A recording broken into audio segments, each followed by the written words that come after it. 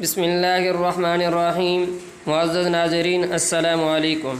ناظرین، اس وقت کی بہت ہی اہم خبر آپ سے شیئر کرنے جا رہے ہیں۔ ناظرین اکرام، شیخ الاسلام حضرت مولانا مفتی محمد تقی عثمانی صاحب مدظلہ العالیہ کو وفاق المدارس العربیہ پاکستان کا نیا صدر منتخب کر دیا گیا ہے۔ ناظرین اکرام، وفاق المدارس العربیہ پاکستان جو کہ دینی مدارس کا ایک نمائندہ ادارہ ہے، مفتی تقی عثمانی صاحب کو اس کا صدر منتخب کر دیا گیا ہے، جبکہ نائب صدر حضرت مولانا انوار الحق صاحب منتخب ہوئے۔ صدر وفاق کا نام لاہور میں منعقدہ اجلاس میں قائد جمعیت حضرت مولانا فضل الرحمان صاحب نے اپنی تقریر میں خود پیش کیا۔ شرکائے اجلاس نے کھڑے ہو کر اعتماد کا اظہار کیا۔ ناظرین اکرام، دعا فرمائیں کہ اللہ تعالی مفتی صاحب کی عمر کو دراز فرمائے اور ان کا سایہ ہم پر اور اہل مدارس پر تا دیر قائم رکھے، آمین۔